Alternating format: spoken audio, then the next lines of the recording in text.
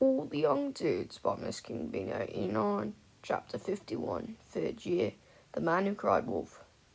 Christmas Day, 1973. Remus's odd late-night conversation with Philomena had caused him to re-evaluate his anxieties about girlfriends. His ability to comfort her had stirred no particular feelings of chivalry or affection, only a mild sense of relief that he'd gotten her to stop crying. He definitely had no desire to get that close to any other girl.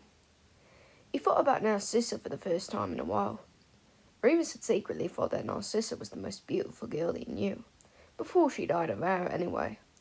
She had a regal sharpness which appealed to him on some base level, but even she was made foolish by love, risking her own life in fact. The sight of Philomena sobbing in her nightie only cemented in Remus's mind the revelation that love and relationships were not worth the misery. He had enough pain in his life. Let Sirius and James work it out for themselves, but for the time being, Remus felt very intelligent for having come to this realization so early in life. He'd probably saved himself a lot of needless stress. Christmas morning was as wonderful as it had been the year before. Even Philomena perked up when she saw the gifts under the tree with her name on them. Remus was able to enjoy the immense satisfaction of handing out his own presents, and Sirius and the Potters were all suitably pleased and thanked him profusely. He himself had received a chess set from the Potters, which was perhaps the most expensive thing Remus had ever owned, and bought just for him, not second-hand. Along with the usual assortment of sweets and practical jokes from the Marauders, it was a very good haul. Sirius looked a bit nonplussed at breakfast, as everyone else wolfed down their smoked salmon and scrambled eggs. "So was you?" James asked, mouthful. Sirius shrugged. "Nothing from Andromeda," he said quietly. "I didn't think I'd get presents or anything, now she's got the baby, but I thought maybe a card. I sent no one." James swallowed and patted his friend's shoulder. "Owl might just be flying late. You know how post is this time of year." James had received a brand new broom for Christmas, and as soon as breakfast was finished, all three boys headed straight outside to test it. Sirius had his own broom with him, and Mr. Potter suggested with an arched eyebrow that Remus take James's old one. "Yeah, have it if you want to, Mooney," James nodded enthusiastically. "To keep." "Thanks." Remus took it, unable to say no in front of James's parents. "Goodness knew what he was supposed to do with it over the summer. Try explaining that one to Matron." James and Sirius spent the rest of the morning showing off, and Remus spent it hovering, just skimming the ground with his toes, trying to read his book and look like he was enjoying his room. He hoped Peter had received his gifts from them, and wasn't having too bad of a time with his own family. They were called in by the Potter's house elf, Gully, who was dressed in a festive tea towel and had a sprig of holly tucked behind one ear. It was almost lunchtime, and the house smelled deliciously of roast beef with all the trimmings. "Upstairs, wash and change, the lot of you." Mrs. Potter shook a wooden spoon at them. "I've had Gully set your things out." They washed and dressed quickly, stomachs growling as the wonderful smells from the kitchen wafted up the stairs. Just as they began to make their way down, there was a telltale crack of vibration outside the front door. Sirius tensed again, and Remus, one step behind him on the staircase, gripped his shoulder in a way that he hoped was comforting. Sirius turned around and looked Remus in the eye, giving him a gentle smile of appreciation. It was quite unserious-like, but it felt good. The bell rang and they both turned back to it, James running forward to open the door. A couple stood in the entranceway, a young man and a woman holding a bundle in her arms. He had a mop of fair curly hair, but was still rather stockily built. She was taller and more slender. As they stepped into the light of the hallway, Remus sucked in his breath. She was the spitting image of Sirius's cousin Bellatrix. "No!" Sirius gasped, starting forward. A smile bursted onto his face. "Sirius!" The young woman grinned back, and Remus relaxed, seeing that it was not Bellatrix at all. This woman had the same wildly curly hair as her sister, though it was much lighter shade of brown. It had to be Andromeda. She passed the baby in her arms over to the man next to her, presumably her husband Ted, and stretched out her arms to pull Sirius into a huge hug. Remus watched with fierce jealousy, and not a little guilt. He had never seen Sirius so embraced by anyone, let alone a member of his own family. Remus made his way slowly down the stairs, as Mrs. Potter entered the hallway now, smiling widely, looking very pleased with herself. "A good surprise, then?" she asked, as Sirius shook Ted's hand and tentatively patted the baby's head. You did this? Sirius stared at James's mother in wonder. Effie was kind enough to invite us, Ted smiled, his eyes twinkling. Pleased to meet you, Sirius. Nice to meet someone in Andromeda's family. Come in, come in. Mrs. Potter ushered the gathering into the hall. They all followed her towards the dining room. Remus lost all. Andromeda was the polar opposite to the rest of the black family, or at least those Remus had met so far. Though she was as strikingly beautiful as the rest of them, with the same piercing eyes and biting wit, she was full of laughter and merriment. Ted clearly adored her too, and hardly seemed to mind that she left him with the baby most of the time. Dora was the strangest infant Remus had ever seen, though admittedly he had not met many. She was as cheerful as her mother, with a gummy grin. The wisps of hair changed from purple to green to blue with each moment, which everyone else seemed to find cute rather than bizarre. Before sitting down to eat, they were joined by several other guests, old family friends of the Potters, including, much to Remus's excitement, old Darius Barebones. A toast, Mr. Potter raised his glass, rather tipsily at the end of the meal. To friends old and new. To the Potters, Andromeda raised her own glass. Protectors of outcasts and defenders of black sheep everywhere. Everyone laughed and clinked glasses. I think I must be the most outcast, Sirius said happily. I'm a Gryffindor after all.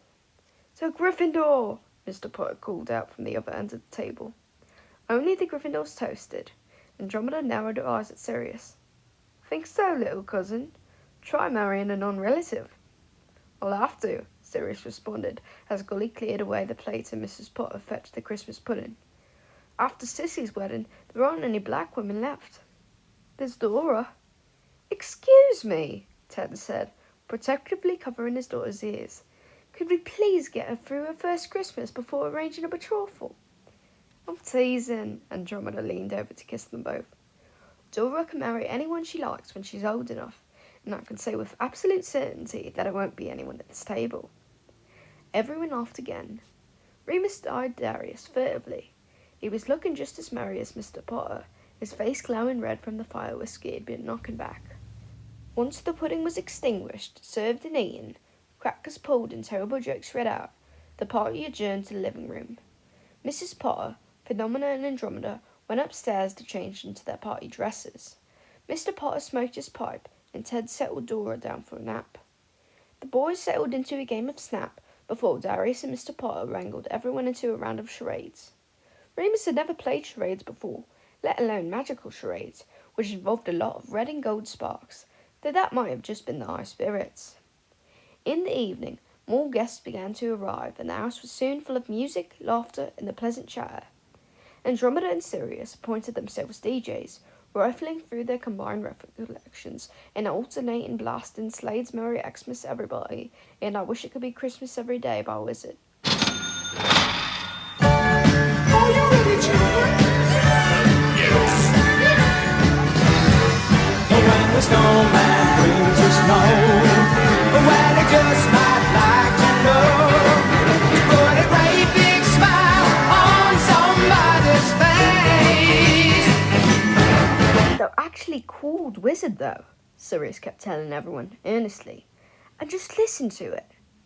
Even Phenomena forgot her melancholy for a few hours, getting up and moving with the music along with James, who was just about the same height as her and had no clue how to dance, but was pretty chuffed when she took his hand and showed him how to twist. Quite sure he would not be missed, Remus slipped between the throngs of people and searched for Darius. There must have been 100 witches and wizards in attendance, some of them teachers at Hogwarts, who Remus did everything to avoid. He heard at least 3 people murmur that Dumbledore was there somewhere. They're both blacks, you know, he heard one witch whisper to her friend as they watched Andromeda and Sirius giggling hysterically about the record player. She's run off and had a baby with that Tonks chap, and the boy. Well, he was the heir, but I've heard Orion is planning to contest it as soon as their younger boy is of age.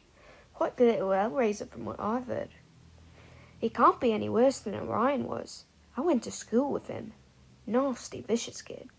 Sirius is a ray of sunshine compared to Orion. And don't get me started on that bitch Walpurga. Shh, the first witch said, nervously. You never know who's listening these days, even at the Potters. Well, what's he doing here at all? I'd like to know. He's chums with the Potter boy. You know what Effie and Monty are like. They've taken in the Pettigrew's eldest too. She's over there. Yes, I heard about that. Well, it's no secret why she's here. The Pettigrews and the Potters are both pure blood, after all, despite the rumours. Mind you, Effie might want out quickly. If Philomena sees a chance to bag the black hair, Paul James isn't going to get a look in, is he? I mean, everybody knows what's going on. We all need to pick a side. The Potters have picked theirs a long time ago, I'm afraid. Remus felt his blood boil. It was horrible hearing his friend spoken about like that. In the Potters, Remus was absolutely certain had no ulterior motives when it came to their son, or the company he kept. They let James be friends with him, after all, knowing exactly what he was.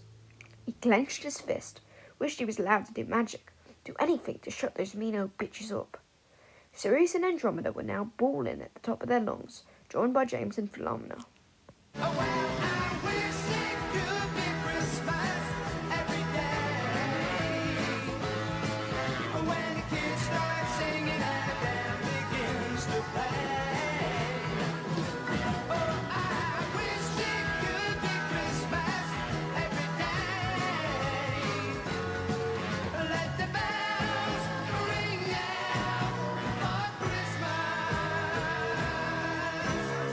Remus smiled and at the same moment finally caught sight of Darius. The old man was steaming drunk now, leaning heavily on the banister in the hallway, talking to an old woman who looked like she would very much like to get away from him. Remus straightened his back and consciously smoothed his features. He'd borrowed a set of James's smart dress robes for the occasion, and Philomena had kindly performed a cosmetic spell on the scars. As such, he hoped that he'd get away with at least appearing to be the son of a famous wizard, rather than a muggle brat from a children's home. "Good evening, Mr. Barebones," he said, affecting an accent learnt from 3 years of listening to James and Sirius's received pronunciation. He held out a hand to the old man, who shook it, looking at him puzzled. "Remus Lupin. You remember, we met last year." "Ah, yes, the Lupin boy." "That's right," Remus nodded, smiling serenely, keeping his expression controlled. He handed Darius another whiskey, as the witch the old man had previously been talking to snuck away. "I believe you knew my father." "Lord Lupin, best jeweller I ever knew. Married a muggle somewhere in Wales, didn't he?" "That's right," Remus said steadily. "My mother." He took a careful breath as Darius guzzled more whiskey, then cleared his throat. "Did you know Lyle very well?" He found that Lyle was much easier to say than my father. "Oh, quite well," Darius nodded enthusiastically, thrilled to have someone to talk to. "Worked under him in the ministry before the trouble started. Never knew anyone better with boggarts. All Dementors come to that. The Azkaban liaison officers missed him, I could tell you." "The trouble?" Remus asked, swiping another glass of whiskey from Gully, who hurried past with a tray, handing it to the old man. "Thank you, dear boy. Yes, the trouble. Nasty business, nasty." "You're talking about the events that led to Lyle's suicide?" He couldn't say it. Darius had to say it. "I'm talking about the damn werewolves!" Darius slammed his whiskey glass down on a nearby sideboard. "Forgive me," he muttered. "Not at all," Remus replied, unblinking. "Do go on. I know the story, of course, but I'd like to hear about it from someone who knew him." Darius surveyed him carefully through his whiskey-added haze. He seemed to slump slightly before beginning the story. "We couldn't possibly know. Understand, none of us. Well, Mal was a great wizard. A great wizard, you hear me?" he slurred. Remus nodded. "But..." The old man looked upwards, glassy-eyed. "Well, he did have a tendency to obsess over things. That temper. Flew into rages at work. During committee hearings, even." "Committee hearings?" Remus asked, almost breaking character. "Hasn't your mother told you?" Darius looked at him, surprised. "Bloody muggles. Not fit to raise our children. I've said it for years," he sighed. "Your father was on several committees at the Ministry for Regulation and Control of Magical Creatures." Remus was glad he had taken care of magical creatures. Otherwise, he might know nothing at all about this. As it was, he was able to nod knowingly. Darius continued. Just as Harry, of course. He was giant in his field. But he liked his own way, and he was seen as a bit of an extremist in those days. Wanting an overhaul of the werewolf registry, better identification and tracking measures. We just didn't have the manpower for it, and resources were better spent elsewhere. And Lupin, he'd been working with dark creatures for so many years, and he thought he saw werewolves everywhere. Always saw danger where there clearly wasn't any. Honestly, we all thought he was an eccentric. We couldn't have known when they brought Ray back in. I was there. I saw him. Don't even mind telling you. None of us thought he was a threat. Clearly drunk, confused, a vagrant. That's what we thought. When Lupin went off on one of his rants about werewolves, well, we didn't think twice. You let Greyback go, Remus said, stonily. Darius looked very sorry for himself now, almost weak. He nodded. We let him go. Of course now we know, if only we'd listened. Lyle killed himself just after that. Didn't even want to hear the committee's apology. He sighed and looked at Remus again. I've always wondered what drove him to it, you know. Some say it was the guilt, not being able to stop Greyback. I wouldn't have thought he was the type. And to abandon his family like that, I mean, you couldn't have been much more than a baby. 5, Remus said. I was 5. Yes, well, Darius shifted uncomfortably, looking morosely down at his empty glass. I have my own little theory about what happened. What if Greyback came after him, eh? We know how dangerous he is now. We know he hates wizards more than anything else, and your father said some very unpleasant things. So I wonder, did Greyback go and get him? Did he bite him? If that's what happened, then I must say, I don't blame Lyle at all. Only good beast, a dead beast. Remus replied, feeling very hot and a bit dizzy. And Greyback? Last I heard, he's in a league with you-know-who. Darius shook his head. The damned irony of it all is that we need your father more than ever, still. He smiled at Remus kindly. Don't think he died in vain, dear boy. We did end up implementing a lot of his reforms, particularly where half-breeds are concerned. Can't escape the registry now. No, sir. He slammed his wizened old fist down. Excuse me. Remus turned quickly. He had heard enough. I hear Mrs. Potter calling. He slid back into the crowd of memory makers, the music still blaring as Sirius and Andromeda led everyone in the chorus. So here it is, Merry